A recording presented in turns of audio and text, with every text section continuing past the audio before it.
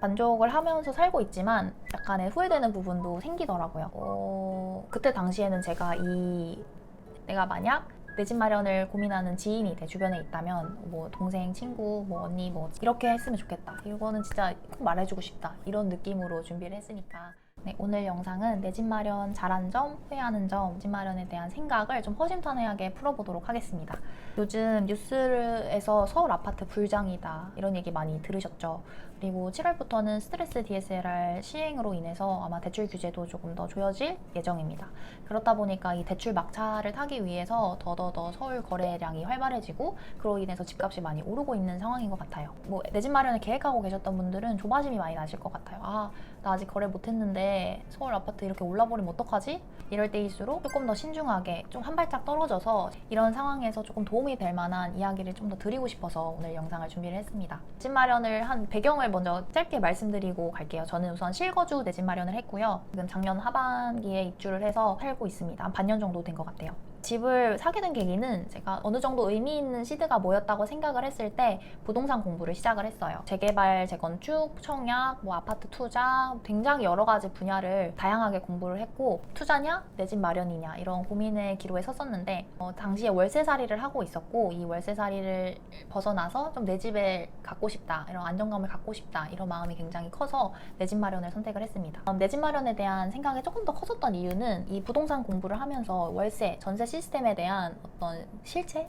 그런 것들을 좀 깨닫게 된 게 큰 계기가 되었어요. 이 전세 같은 경우에는 세입자가 집주인에게 무이자로 대출을 해주는 거나 다름이 없습니다. 왜냐하면 집주인은 전세 금액에 본인의 목돈을 더해서 집을 마련을 하거든요. 그리고 월세의 경우에는 사실 주거비를 아낄 수 있는 방법으로 잘 활용을 할 수도 있지만 집주인분들은 세입자의 월세를 받아서 뭐 부수입을 창출하신다거나 다른 대출의 원리금을 충당한다거나 이렇게 활용하시는 분들이 많더라고요. 내가 이 자본주의 사회에서 조금이라도 자산을 더 빠르게 증식시키려면 내가 자산을 빌려서 사는 게 아니라 내 자산을 소유를 해야겠다.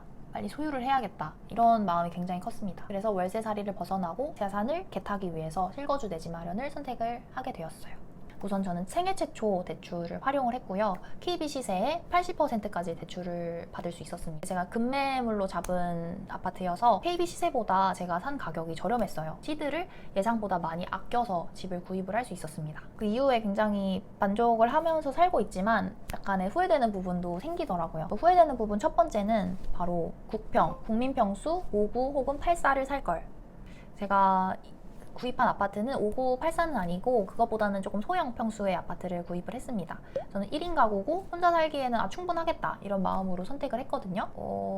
그때 당시에는 제가 이 실거주 내 집 마련, 나 혼자 살면 집을 사야 돼 이런 경주마 같은 자세로 집을 보러 다녀서 몰랐는데 주변에서 아파트를 언제 사나, 내 집 마련 언제 사나 이렇게 보니까 결혼을 하거나 아이가 생기거나 이렇게 최소 2인, 3인 가구가 살 수 있는 집 하시더라고요. 내 집 마련 하시는 분들이 정말 대다수일 겁니다. 평수는 5984 국민평수에 비해서는 거래량이 적을 수밖에 없어요. 물론 황금성은 어느 정도 체크를 하고 들어왔지만 상대적으로 적을 수밖에 없고 그렇게 되면 내가 나중에 집을 다시 팔 때 조금은 애를 먹을 수 있는 확률이 높아집니다. 내 집 마련 고민하시는 분들은 정말 최소 59를 사셔라. 최소 59를 사셔라. 지금 시드가 조금 부족하다면 더 모아서 최소 59를 사셔라.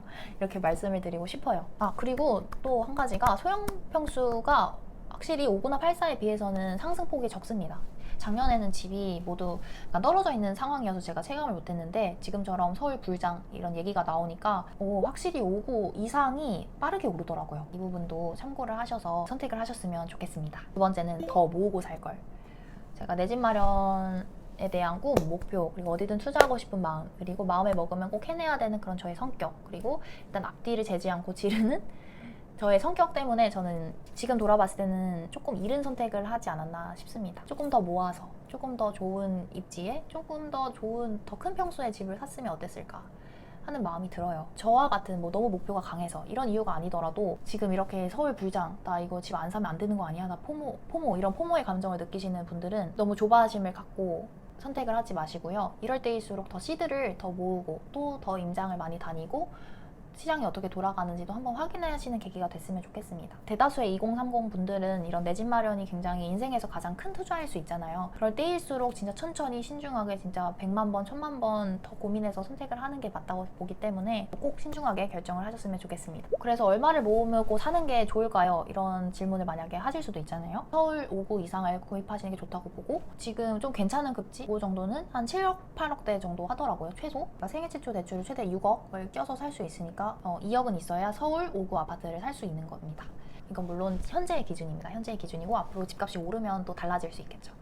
그리고 세 번째는 서두르지 말걸. 약간 2번이랑 좀 비슷하긴 한데요. 일단 제가 집을 보러 다닐 당시에는 저는 이사가 12월이고 12월에 방을 빼야 되는 상황이었기 때문에 집을 보러 다니면서 사장님들에게 저희 12월에 이사를 가야 하고요. 그 전까지 가능한 집들로 보여주세요. 이렇게 말씀을 드렸어요.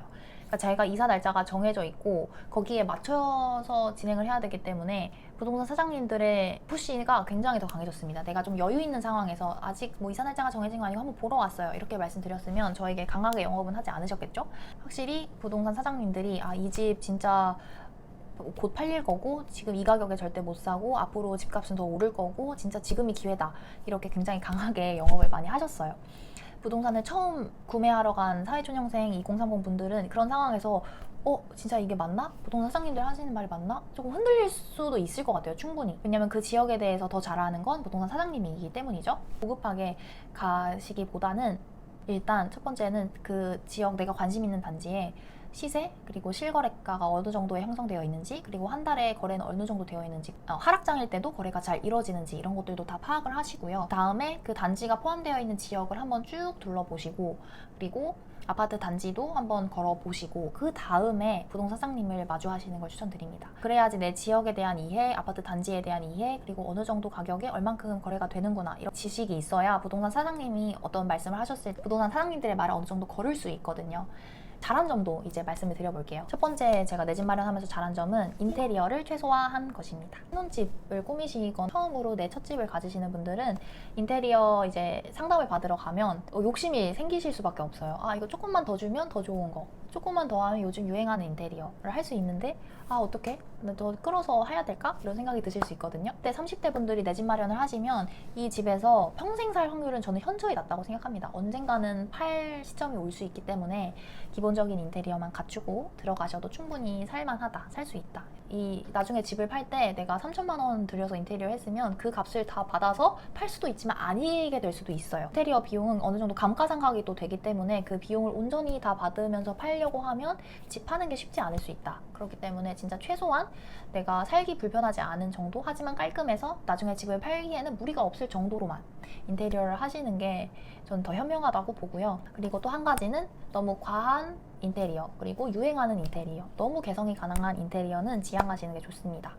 이런 화이트 톤의 기본 인테리어만 하시는 걸 추천드리고요. 제가 집을 봤을 때 이 집을 선택하게 된 계기가 인테리어가 어느 정도 되어 있었어요. 기본적인 샤시나 이런 것들이 되어 있었고, 인테리어를 그래서 진짜 기본적인 것들만 하고 들어왔습니다. 그리고 두 번째는 영끌하지 않은 것. 아반떼 사러 가서 BMW 사서 나온다, 이런 말 있잖아요. 차 살 때.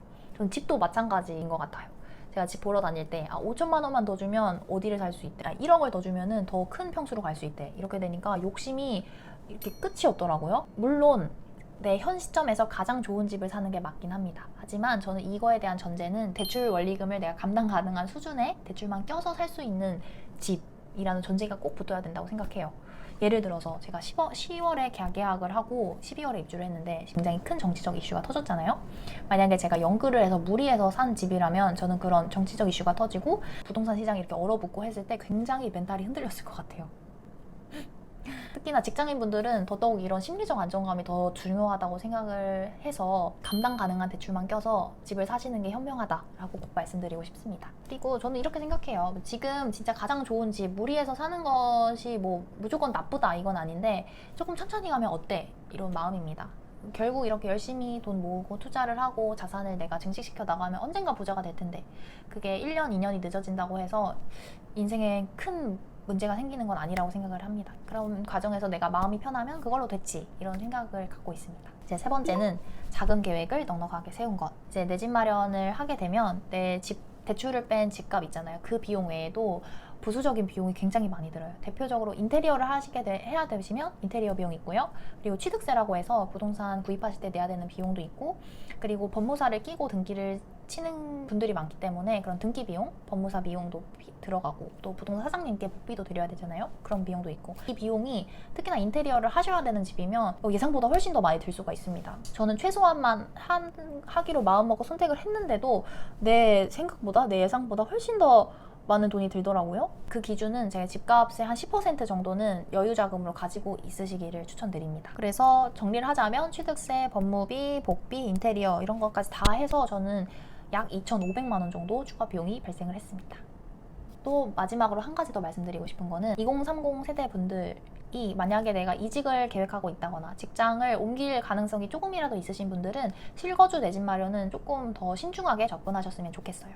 특히나 2030 분들은 직무 이동이나 직장의 이동을 하게 될 확률이 더 높기 때문에 나중에 내가 집을 사고 나서 이런 이동을 하고 싶은 때에 이 집이 조금 발목을 잡을 수도 있습니다. 이런 부분도 고려를 하시고, 완전히 내가 이 직장에서 한 10년, 20년 다닐 거야 이렇게 완전히 자리 잡은 게 아니라면 조금 더 기다려서 주택 매수를 하시거나, 아니면 월세를 사시면서 내가 갭 투자를 해놓는, 그러니까 거주랑 투자를 분리하는 형태로도 아파트 투자를 해보실 수 있다고 생각합니다. 자, 이렇게 제가 잘한 점, 후회하는 점, 말씀드리고 싶은 것들 쭉 말씀드렸고, 제가 내 집 마련을 하면서 느낀 점은 진짜 인생은 모든 것이 다 선택의 연속이다. 그리고 내가 그 시점에는 정말 잘했다고 생각하는 것들도 어느 정도의 아쉬움은 따를 수밖에 없구나. 이걸 좀 배웠어요.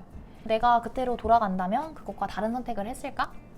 생각을 하면 또 그건 아닌 것 같아요. 저는 그때로 돌아간다고 하더라도 내가 지금이랑 같은 사람이라면 여전히 내 힘으로 20대 내 집 마련이라는 그 꿈을 이루기 위해서 노력을 했을 것 같고, 그래서 여기서 이제 중요한 거는 이미 이 선택은 벌어진 거기 때문에 앞으로가 중요하다고 생각을 하고, 지금 이제 나중에 내가 이 집을 어떻게 팔고 어떻게 할지에 대한 그 계획을 세우고 또 열심히 공부하는 과정 중에 있습니다. 이제 내 집 마련 고민하시는 분들께 진짜 도움이 되었으면 하는 마음으로 진짜 제가 저의 찐 경험을 꾹꾹 눌러 담아서 영상 준비했는데 어떠셨나요? 도움 되셨으면 좋겠고, 네, 오늘 영상은 여기서 마무리하도록 하겠습니다. 구독, 좋아요, 알림 설정 눌러주시고, 그럼 다음에는 더 좋은 영상으로 찾아뵐게요. 그럼 모두 부자 됩시다. 안녕.